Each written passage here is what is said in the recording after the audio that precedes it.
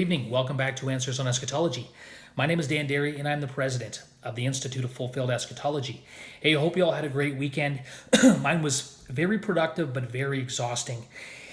And I'm tired tonight, but I'll get this video out regardless. I spent a pile of hours finishing up a project I've been working on, which was the dating of the book of Revelation, an overview. Not exhaustive by any means, but a good handful of information that fully establishes the early date view prior to the fall of Jerusalem in AD 70. And you can find that on my website, www.reformedeschatology.com, under both the studies and articles and the end times topics pages. So download that on PDF. You'll be blessed by that.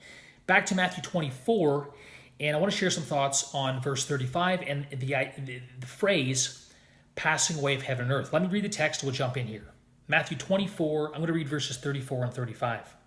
Truly I say to you, this generation will not pass away until all these things take place. Heaven and earth will pass away, but my words will not pass away. Now, Jesus obviously is not speaking of a passing away of a material creation, of the literal cosmos that the way we understand it today, right? Terra firma, earth, and Jupiter and Mars and the Milky Way and the universe, as many would interpret this. He is keeping in context with everything he said. As a matter of fact, Jesus is simply reiterating what he's already taught his disciples and what we've already gone through in our studies on Matthew 24. Before I get there, though, let me make mention that throughout the Old Testament scriptures, heaven and earth is used as an idiom for both Jerusalem and the covenant people, Old Covenant Israel, referring to God's Old Covenant creation. Just a short list, you can find that idea in Deuteronomy 32:1, 1 Chronicles 16:30 through 31, Psalm 102:18 through 28, Isaiah chapter 1 verse 2, Isaiah 48:12 through 14, 51:16, and Isaiah chapters 65 and 66. All of those texts and many more use the language of heaven and earth to denote or to symbolize God's old covenant creation, Jerusalem and his covenant people. And that's exactly how Jesus is using it in Matthew 24, verse 35. The whole context is about the removal of that old covenant world, of Jerusalem and the covenant people. All the way back from Matthew 21, Jesus has been teaching parables regarding that very thing. The judgment of those people and the removal of their covenant city. That's exactly how Jesus uses it. Okay, what I really want to get into in this video is simply looking at the context of Matthew 24 by looking at the parallel discourse in Luke 21. And this context alone forces us to place this passing away of heaven and earth in the first century generation and to identify it as, in fact, the passing away of the old covenant world of Judaism. So go with me to Luke 21, and once again, let's just keep this in context, and we'll be forced to limit our interpretation of heaven and earth to the old covenant Jewish world in the first century. Now watch this. Luke chapter 21, beginning in verse 20. But when you see Jerusalem surrounded by armies, then recognize that her desolation is near. Verse 22, because these are the days of vengeance, so that all things which are written would be fulfilled. Now the context is the surrounding of Jerusalem in the first century by armies. And by the way, just a side note, did the prophecies of the removal or the destruction of heaven and earth in the Old Testament, were those prophecies included in all things that were written in Luke 21:22? Well, of course they were. So according to Luke 21:20 and following, in the days of vengeance, when Jerusalem was surrounded by armies, all things written had to be fulfilled, including the removal and the passing away and the destruction of heaven and earth.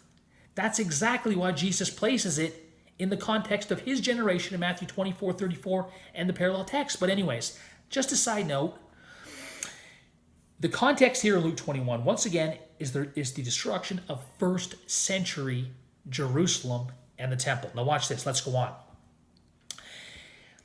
There will be signs in the sun and moon, 21:25. There will be signs in the sun and the moon and stars on the earth, and dismay among nations, in perplexity at the roaring of the sea and the waves, men fainting from fear and expectation of the things which are about to come on the world. For the powers of the heavens will be shaken. What things are about to come on the world? The days of vengeance were about to come on that world. Jerusalem was about to be surrounded by armies and desolated. That would be the shaking of the power of the heavens. That would be the removal of that old covenant world. That would be the passing away of heaven and earth. Watch this. Let's go on. But when you see these things take place, straighten up and lift up your heads, for your redemption draws near. I'll say more about this in a minute.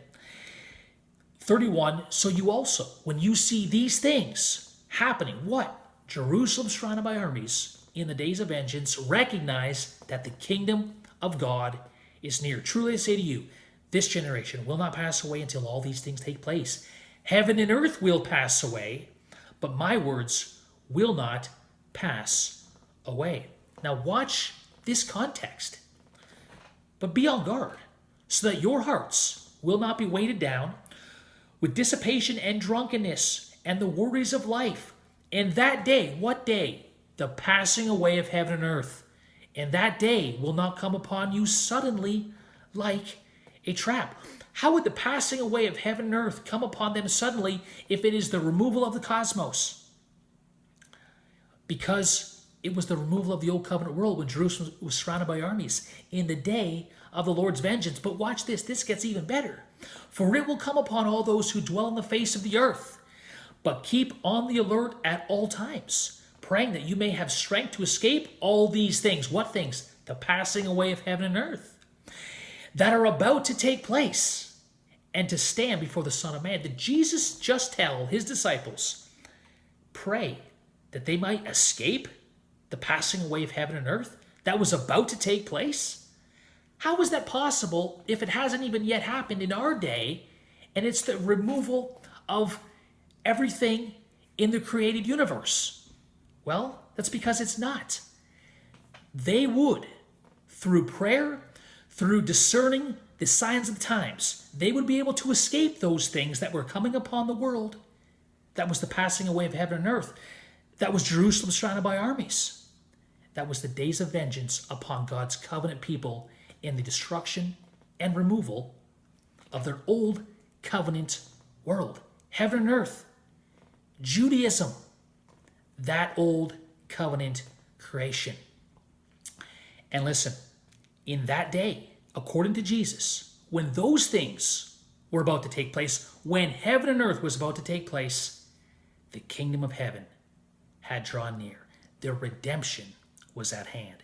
Listen, where we're going to go in these videos is we're not only going to demonstrate that the passing away of heaven and earth, according to the New Testament writers, was the destruction and removal of the old covenant creation of Judaism and that old covenant system. It was.